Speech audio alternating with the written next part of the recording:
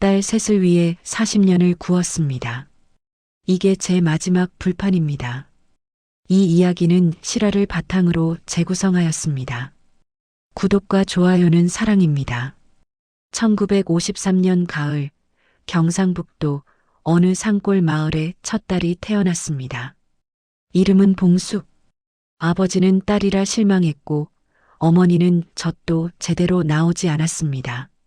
아이는 그렇게 환영받지 못한 채 세상에 발을 디뎠습니다. 봉숙이 5살 되던 해 동생이 태어났습니다. 그리고 또 동생이 왔습니다. 어머니는 늘 배가 불렀고 아버지는 늘 집에 없었습니다. 봉숙은 어느새 아이 셋을 업고 달래는 작은 어른이 되어 있었습니다. 봉숙아, 물 좀 길어와. 7살 봉숙은 우물가를 오갔습니다. 물동이는 무거웠고 팔은 저렸습니다. 하지만 울면 안 됐습니다. 울면 어머니가 한숨을 쉬었고 아버지가 화를 냈으니까요. 울면 더 배고프다. 어머니가 말했습니다. 봉숙은 그 말을 가슴에 새겼고 눈물은 사치였습니다. 배고픔보다 더 무서운 것은 가족에게 짐이 되는 일이었습니다.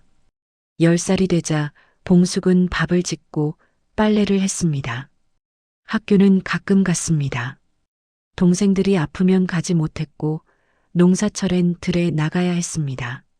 선생님은 똑똑한 아이라고 했지만 봉숙에게 공부는 사치였습니다. 언니 배고파? 동생들이 보챘습니다. 봉숙은 자기 밥을 떼어 주었습니다. 그러면 배는 더 고팠지만 마음은 조금 가벼워졌습니다. 누군가를 돌보는 일이 그녀에겐 이미 본능이 되어 있었습니다. 15살 또래 친구들은 머리를 닦고 웃었지만 봉숙은 그런 시간이 없었습니다. 그저 하루하루가 버티는 시간이었습니다. 서울 가면 돈 번다던데. 마을 언니가 말했습니다. 봉숙은 귀가 번쩍 뜨였습니다. 서울. 그곳엔 일자리가 있고 돈이 있다고 했습니다. 그 돈이면 동생들 학비도 보낼 수 있고 어머니께 옷도 해드릴 수 있을 것 같았습니다. 18살 봄, 봉숙은 보따리 하나를 꾸렸습니다. 어머니는 말없이 삶은 계란 2개를 쥐어 주었습니다. 아버지는 고개도 돌리지 않았습니다. 잘 다녀올게요. 봉숙은 그렇게 말했습니다. 이제 그녀는 스스로를 키워야 했습니다. 덜컹덜컹 기차 창문 너머 기차 밖 풍경은 빠르게 스쳐갔습니다. 서울역에 내렸을 때 봉숙은 처음으로 세상이 이렇게 넓다는 걸 알았습니다. 사람들은 많았고 소리는 요란했습니다. 그녀는 보따리를 꼭 껴안고 발걸음을 떼었습니다. 앞으로 무슨 일이 벌어질지 봉숙은 알지 못했습니다. 하지만 한 가지는 확실했습니다. 이제 울지 않겠다고, 다시는 짐이 되지 않겠다고 다짐했습니다. 그녀의 2 손은 거칠었지만 그 안에는 아직 피지 않은 봄이 숨어 있었습니다. 서울은 차갑고 빨랐습니다. 봉숙은 구로공단 인근의 허름한 셋방에 들어갔습니다. 방 하나에 4명이 살았습니다. 밤이면 코 고는 소리가 뒤섞였고 아침이면 세면대 앞에 줄을 섰습니다. 여기 슈퍼 점원 뽑는데. 같은 방 언니가 신문을 내밀었습니다. 봉숙은 그날로 면접을 받습니다. 주인 아주머니는 손을 보더니 고개를 끄덕였습니다. 일은 할 줄 아네. 내일부터 나와. 봉숙은 새벽 6시에 일어나 밤 10시까지 일했습니다. 손님을 맞고 물건을 나르고 바닥을 닦았습니다. 품삯은 적었지만 불평하지 않았습니다. 고향에 보낼 돈을 모으는 게 먼저였습니다. 그렇게 3년이 흘렀습니다. 21살이 된 어느 가을, 같은 방 언니가 봉숙을 불렀습니다. 봉숙아, 내일 저녁에 시간 있어? 우리 오빠 친구 소개해 줄게. 봉숙은 손사래를 쳤습니다. 연애 같은 건 생각해 본 적이 없었습니다. 하지만 언니는 고집을 부렸습니다. 한 번만 나와봐. 밥이라도 먹고. 다음 날 저녁 봉숙은 공단 근처 허름한 식당에 갔습니다. 좁은 테이블에 두 남자가 앉아 있었습니다. 그중 한 명이 일어나 인사했습니다. 안녕하세요. 정재훈이라고 합니다. 잘생긴 얼굴이었습니다. 키도 크고 눈웃음이 선했습니다. 봉숙은 얼굴이 뜨거워져 고개를 숙였습니다. 김봉숙이에요. 재훈은 구로공단 공장에서 일했습니다. 성실하고 말수가 적은 청년이었습니다. 밥을 먹는 내내 재훈은 봉숙에게 반찬을 건넸습니다. 이거 드세요. 여기 두부찌개 맛있어요. 봉숙은 어색했지만 마음 한편이 따뜻했습니다. 누군가 자기를 챙긴다는 게 낯설었습니다. 봉숙 씨는 어디 출신이에요? 경북이요. 재훈 씨는요? 저도 인천 영종이에요. 두 사람은 자주 만났습니다. 퇴근 후 허름한 식당에서 밥을 먹고 공단 뒷길을 걸었습니다. 재훈은 말이 많지 않았지만 봉숙 옆을 묵묵히 걸어주었습니다. 봉숙 씨, 고향에 자주 돈 보내요? 네. 동생들 학비 보내야 해서요. 대단하네요. 저도 집에 보내긴 하는데 봉숙 씨만큼은 못해요. 재훈은 봉숙을 존경하는 눈빛으로 봤습니다. 봉숙은 그 시선이 부담스러우면서도 따뜻했습니다.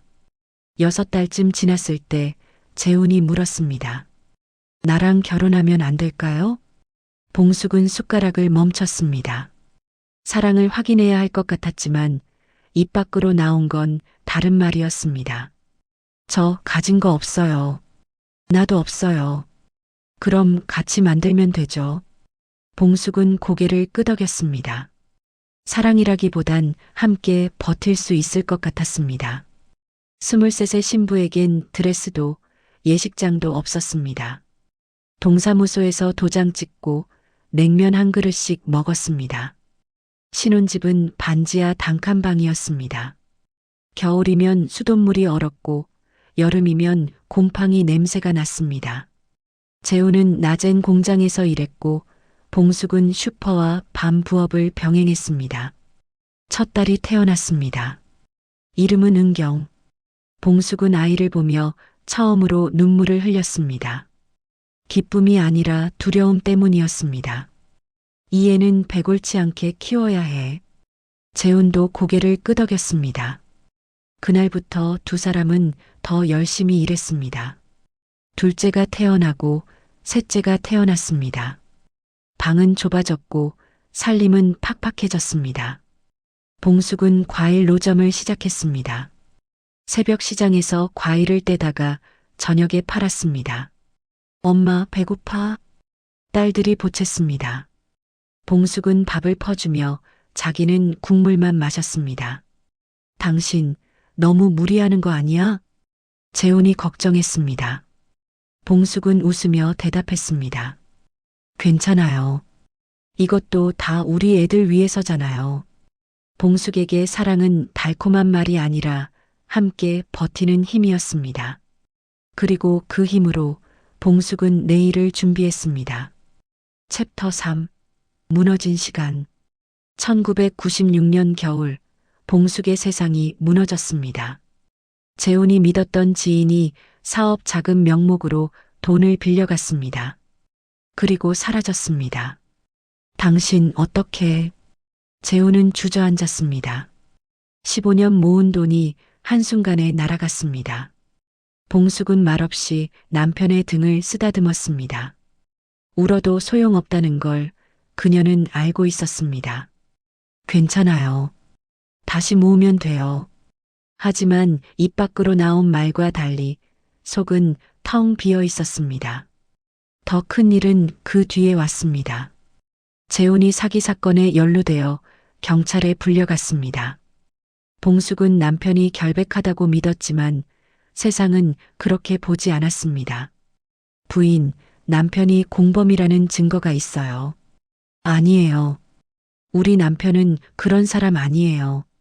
봉숙은 애원했습니다. 하지만 재판은 냉정했습니다. 재훈은 징역 6년을 선고받았습니다.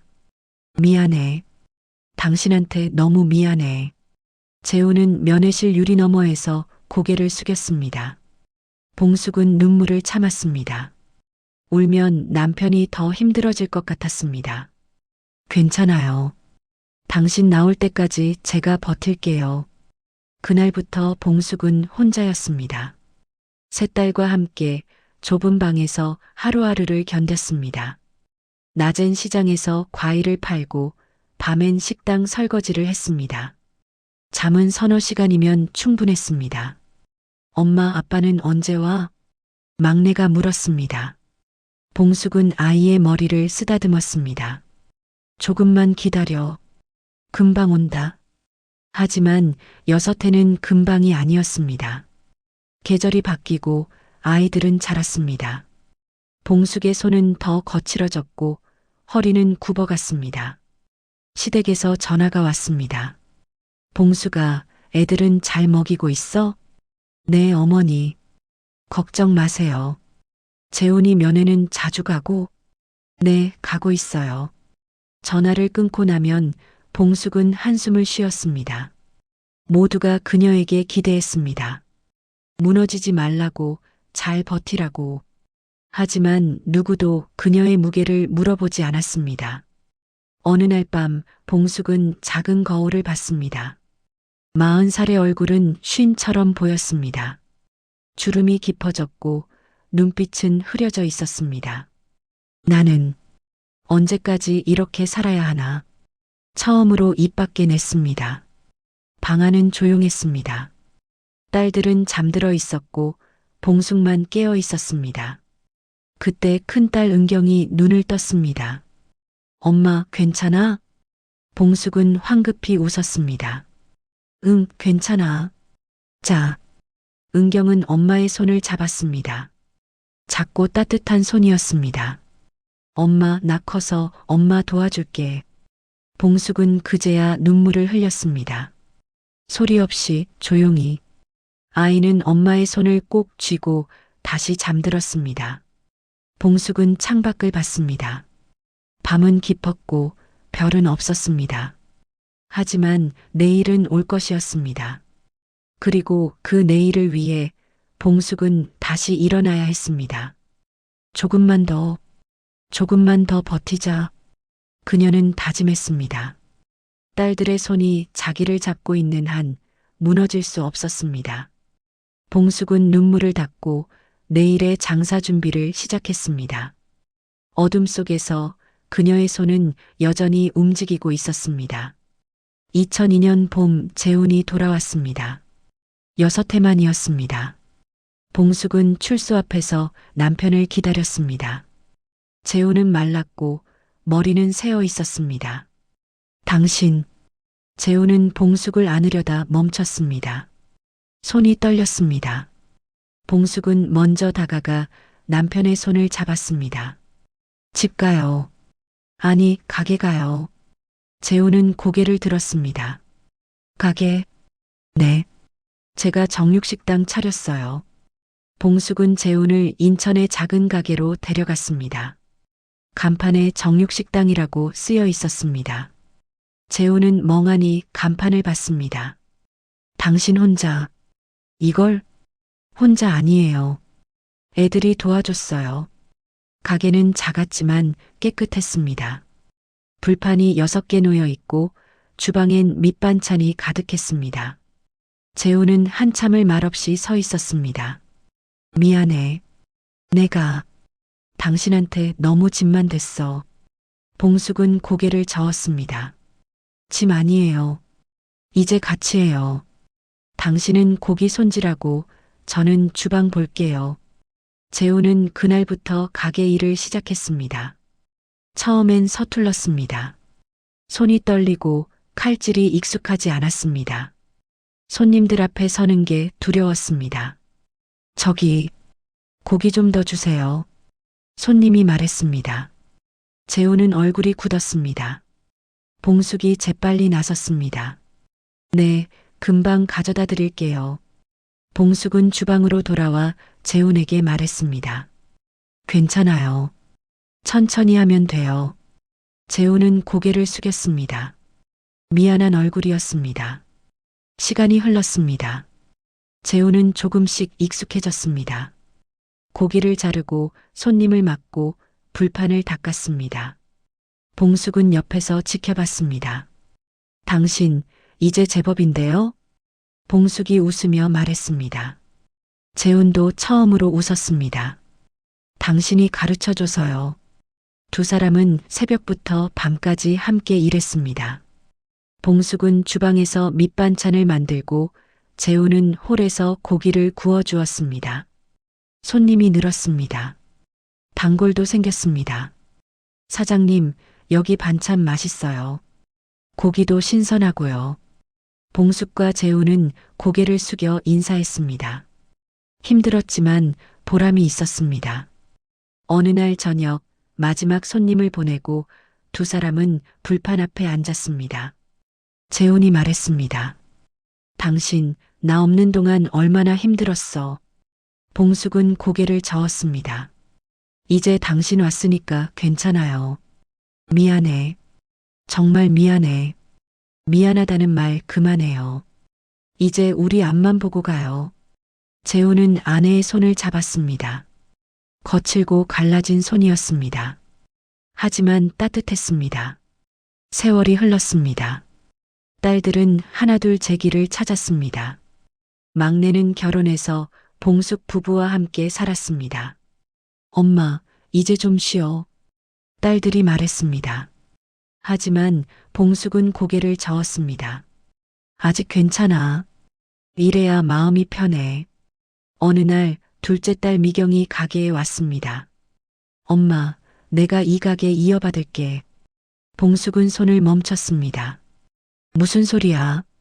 나도 엄마처럼 장사하고 싶어. 봉숙은 딸을 봤습니다. 단단한 눈빛이었습니다. 내년부터 천천히 가르쳐 줄게. 봉숙은 대답하지 못했습니다. 가슴이 뭉클했습니다. 그날 밤 봉숙은 재훈에게 말했습니다. 미경이가 가게 하겠대요. 그래, 다행이네. 이제 우리도 쉴 수 있는 건가요? 재훈은 아내를 안았습니다. 쉬어도 돼. 이젠 쉬어도 돼. 불판은 여전히 뜨거웠습니다. 하지만 이제 그 열기 너머로 봄이 보였습니다. 2025년 가을, 봉숙은 72살이 되었습니다. 손은 여전히 거칠었고 허리는 굽어 있었습니다. 하지만 얼굴엔 미소가 있었습니다. 미경이 가게를 물려받은 지 1년이 지났습니다. 봉숙은 가끔 가게에 나가 딸을 도왔습니다. 하지만 이제 주인은 아니었습니다. 엄마, 이 반찬 어떻게 만들어요? 미경이 물었습니다. 봉숙은 옆에서 천천히 가르쳤습니다. 간은 조금씩 맞춰봐. 손님마다 입맛이 다르니까. 네, 엄마. 딸의 손길은 서툴렀지만 정성스러웠습니다. 봉숙은 그 모습을 보며 안심했습니다. 어느 날 오후 봉숙은 재훈과 함께 공원을 걸었습니다. 단풍이 붉게 물들어 있었습니다. 당신, 우리 이제 뭐하고 살아요? 재훈이 물었습니다. 봉숙은 잠시 생각했습니다. 글쎄요. 여행이라도 갈까요? 여행? 우리가? 왜 안 돼요? 이제 우리도 좀 살아야죠. 두 사람은 웃었습니다. 평생 일만 하던 사람들이었습니다. 이제야 조금 쉴 수 있게 되었습니다. 봉숙은 가끔 옛날을 떠올렸습니다. 18배 서울로 올라오던 날, 재훈을 처음 만났던 날, 딸들을 낳던 날. 힘든 기억들이었지만 그 속에 따뜻함이 있었습니다. 엄마, 우리 다음 주에 외식해요. 큰딸 은경이 전화했습니다. 봉숙은 웃으며 대답했습니다. 그래, 좋아. 다 같이 모이자. 일요일 저녁 온 가족이 모였습니다. 새딸과 사위들, 손주들까지. 봉숙은 그 모습을 보며 가슴이 벅찼습니다. 엄마 고생 많으셨어요. 딸들이 말했습니다. 봉숙은 고개를 저었습니다. 고생 아니었어. 그냥 우리 살았던 거지. 재훈이 봉숙의 손을 잡았습니다. 거칠고 주름진 손이었습니다. 하지만 여전히 따뜻했습니다. 밤에 집으로 돌아와 봉숙은 창밖을 봤습니다. 달이 떠 있었습니다. 밝고 둥근 달이었습니다. 당신, 나 이제 뭐 하면 좋을까요? 봉숙이 물었습니다. 재훈은 웃었습니다. 당신이 하고 싶은 거 해. 봉숙은 생각했습니다. 평생 남을 위해 살았습니다. 이제는 자기를 위해 살아도 될까요? 꽃 키워볼까 해요. 베란다에. 좋지. 당신 좋아하는 거 해. 봉숙은 미소 지었습니다. 작은 시작이었지만 그건 분명한 변화였습니다. 다음 날 아침 봉숙은 화원에 갔습니다. 작은 화분 몇 개를 샀습니다. 집에 돌아와 베란다에 놓았습니다. 햇빛이 들어왔습니다. 봉숙은 흙을 만지며 생각했습니다. 이 손으로 밥을 짓고 가족을 키웠습니다. 이제 이 손으로 꽃을 키울 것입니다. 이제는 나를 위해 살아도 되겠지. 봉숙은 혼잣말을 했습니다. 목소리는 작았지만 단단했습니다. 창밖으로 바람이 불어왔습니다. 따뜻한 바람이었습니다. 봉숙의 봄은 아직 끝나지 않았습니다. 아니, 이제 막 시작되었습니다.